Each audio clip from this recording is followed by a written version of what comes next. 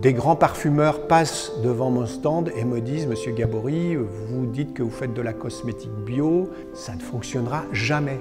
Jamais ça marchera. » Et sur certains plateaux de télévision, il a fallu aussi expliquer que la cosmétique bio, ce n'est pas juste un petit peu de bio, que c'était un vrai cahier des charges exigeant et qui demandait en fait une véritable et un vrai savoir-faire. Je croyais profondément qu'on avait la possibilité de populariser un engagement simple, un engagement clair, qui est celui d'avoir une cosmétique plus transparente possible. Ce qui me plaît, c'est de travailler avec des marques engagées pour un monde meilleur, un monde plus respectueux de l'homme, de l'environnement. D'avoir l'impression de participer à une véritable révolution d'une industrie. Il ne faut jamais oublier que nous faisons partie de la nature et que la nature est en nous.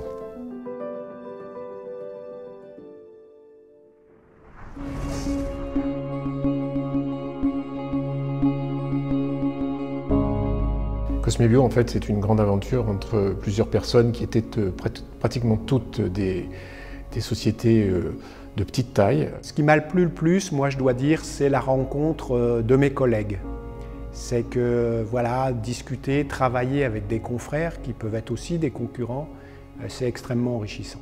Où on voyait des gens très engagés, authentiques, et où l'argent était une autre chose, c'était pas l'objectif initial du projet. Voilà, c'était vraiment de mettre l'homme et l'environnement au cœur du projet. C'est comme s'il y avait au début une prise de conscience que c'était le moment de passer à une cosmétique qui soit naturelle et bon pour la santé.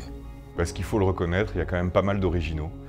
Des gens qui viennent d'horizons qui sont radicalement différents et qui en fait sont regroupés par un projet qui est relativement simple, qui est celui de faire une cosmétique la plus naturelle possible et la moins trompeuse possible.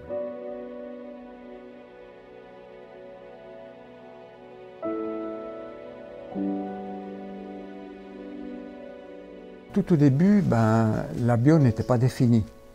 Il n'y avait pas de cahier des charges. Et donc, on a fait un appel lors du salon de Marjolaine à Paris. Et là, il y a eu à peu près entre 25 et 30 entreprises qui sont venues. On a eu les premières discussions en se disant, maintenant, il faut faire un cahier des charges ensemble. On travaille dès le début, très sérieusement, et jusqu'au bout, jusqu'on a finalement écrit le cahier des charges. Le cahier des charges venait juste d'être déposé en janvier 2003. Premier salon à Paris, printemps 2003, des grands parfumeurs passent devant mon stand et me disent « Monsieur Gabory, vous dites que vous faites de la cosmétique bio, ça ne fonctionnera jamais. Jamais ça marchera. » Pour eux, ça a été une manière de redécouvrir certaines matières premières et redécouvrir une manière de parfumer un petit peu plus traditionnelle. C'était un petit peu comme passer d'un orchestre philharmonique avec des milliers d'ingrédients à un orchestre de jazz avec quelques ingrédients mais beaucoup plus profonds et une manière de composer du coup radicalement différente.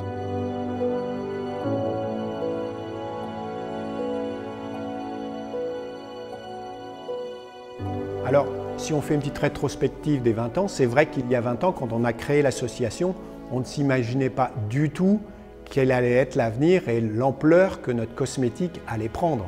Nous avons dû pas mal batailler au sein de Cosmebio pour faire notre place et faire reconnaître que la certification était une plus-value. Déjà, on peut être fier de ce qu'on a réalisé et on peut se demander en fait si c'est l'aboutissement de quelque chose ou si ça va continuer. En fait, l'avenir est probablement radieux pour Cosmebio. Il y a tant de choses à faire, tant de combats encore à mener.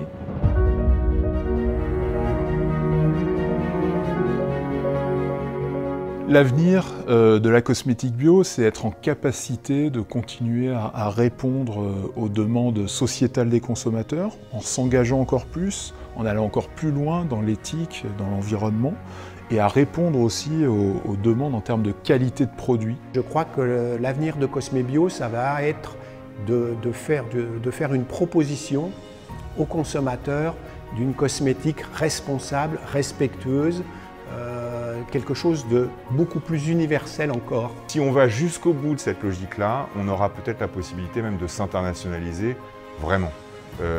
Et ça nous permettra de gagner encore une fois en poids et donc en taille critique, pour peser plus fort et que la cosmétique bio soit encore une fois quelque chose de conséquent à tout point de vue.